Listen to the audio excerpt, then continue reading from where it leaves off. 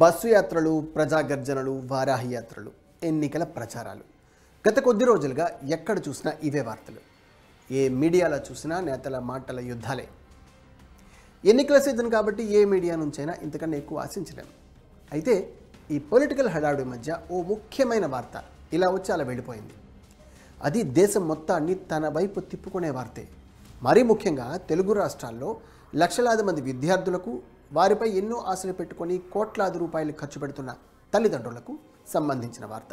అదే ఐఐటీల్లో చదివిన వారికి ఈ ఏడాది ప్లేస్మెంట్స్ అంతంత మాత్రంగానే ఉన్నాయని.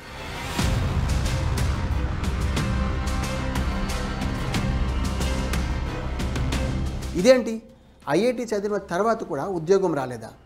ఇది అసలు నిజమేనా? ప్రపంచ ప్రఖ్యాతి చెందిన కంపెనీలన్నీ ఐఐటిఎన్లను రమ్మని పిలిచి మరీ కోట్ల రూపాయల వేతనాలు ఇచ్చి తీసుకెళ్తున్నాయన్న వార్తలు విన్న చెవులు బహుశా ఈ ఏడాది ఈ సీజన్లో వచ్చిన ఈ వార్తను వినడానికి కూడా ఇష్టపడకపోవచ్చు. అందుకేనేమో మీడియా కూడా పెద్దగా హైలైట్ చేయలేదు. అసోసియేటెడ్ ఛాంబర్స్ ఆఫ్ కామర్స్ లెక్కల ప్రకారం మన దేశంలో ఏటా IIT coaching industry market size సుమారు 10,000 కోట్లు. ఈ లెక్కన ఒక్క తెలుగు రాష్ట్రాల్లోనే కనీసం 5వ వంతు ఉంటుందన్నది అంచనా. అన్ని వేల కోట్లు ఖర్చు పెట్టి పిల్లలకు ఐఐటి కోచింగ్ ఇప్పించి ర్యాంక్ వచ్చిందంటే చాలు, ఇక జీవితం సెటిల్ అయిపోయినట్టని భావించే పేరెంట్స్కి ఇది నిజంగా మింగుడు పడని విషయమే. కానీ తప్పదు, అదే వాస్తవం, మనం అంగీకరించాల్సిందే. దేశంలో ఐఐటి సంస్థల్లో మొత్తంగా ఈ ఏడాది 30 నుంచి 35% మంది ఐఐటిఎన్లు ఉద్యోగాల కోసం ఎదురు చూస్తున్నారు. సాధారణంగా ఐఐటి ప్లేస్మెంట్లు ఏటా 2 సీజన్లో జరుగుతుంటాయి. ఒకటి డిసెంబర్లో, రెండవది జనవరి నుంచి జూన్ మధ్యలో. ఈ ఏడాది ఐఐటి బాంబే విషయానికి వస్తే ఇంకా 30% మంది ఐఐటిఎన్లు ఉద్యోగాలు రాక ఖాళీగా ఉన్నారు. మొత్తం 2,000 మంది విద్యార్థుల్లో 712 మంది ప్లేస్మెంట్స్ కోసం రిజిస్టర్ చేసుకోగా ఇంకా 36% మందికి ఉద్యోగాలు రాలేదు. నిజానికి మంచి డిమాండ్ ఉండే computer science and engineering branch నుంచి రిజిస్టర్ చేసుకున్న విద్యార్థులకు ఈసారి 100% ప్లేస్మెంట్స్ రాలేదన్నది వాస్తవం.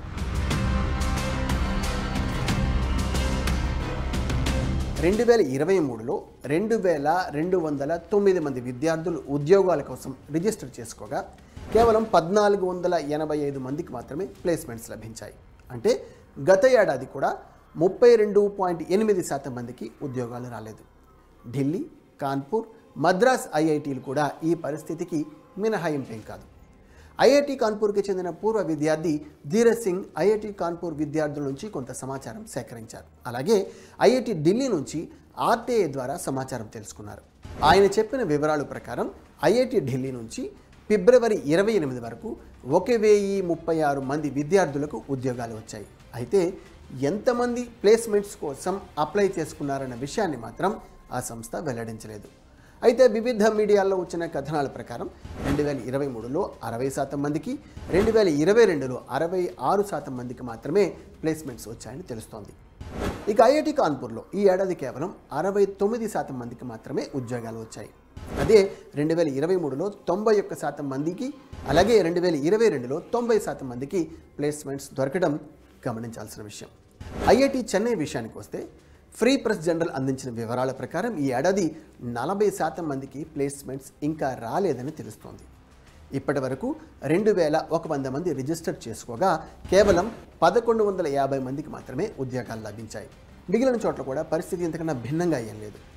ఈ ఏడాది ఐఐటి ఖరగ్పూర్లో 2,644 మంది రిజిస్టర్ చేసుకోగా 1,259 మందికి ఉపాధి లభించింది. గత ఏడాది 2,486 మంది నమోదు చేసుకోగా కేవలం 1,600 మందికి మాత్రమే ఉద్యోగాలు వచ్చాయి.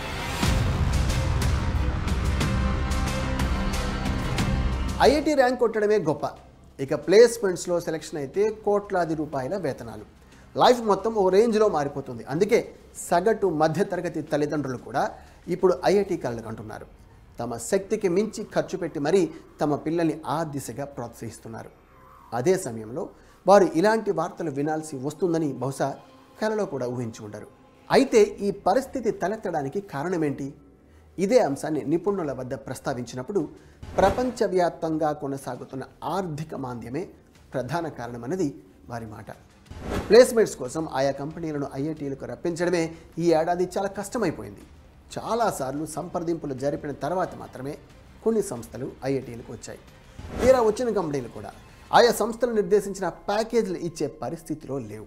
ఐఐటి బాంబేకి ఈసారి 380 సంస్థలు రాగా అందులో దాదాపు అన్ని దేశీయ మార్కెట్ కోసం ఉద్యోగుల్ని ఎంపిక చేశాయే తప్ప అంతర్జాతీయ సంస్థల కోసం చేయలేదు. అలాగే యూకే, యుఎస్ దేశాలకు చెందిన పెద్ద పెద్ద కంపెనీలు విదేశాలలో దీర్ఘకాలిక పెట్టుబడుల వైపు పెద్దగా మొగ్గు చూపలేదు. అది కూడా ఈ పరిస్థితికి ఒక కారణం అంటున్నారు నిపుణులు. ప్రపంచవ్యాప్తంగా నెలకొన్న ఆర్థిక మాంద్యం గత ఏడాదితో పోల్చితే సుమారు 20 నుంచి 30% ప్లేస్మెంట్లపై ప్రభావం చూపినట్లు తెలుస్తోంది. కోవిడ్ సమయంలో బాగా జరిగిన నియామకాలు మాత్రం కోవిడ్ తర్వాత కాస్త నెమ్మదించాయి. అయితే త్వరలోనే మళ్ళీ మామూలు పరిస్థితికి వస్తుందని మరికొంతమంది నిపుణులు చెబుతున్నారు. ఈ నియామకాల సీజన్ ఇంకా మరో 2 నెలల పాటు కొనసాగే అవకాశం ఉందని, ఆలోగా ఈ నెంబర్స్ మారే ఛాన్స్ లేకపోలేదని మరికొందరు అంటున్నారు. చూద్దాం ఏం జరగనుందో.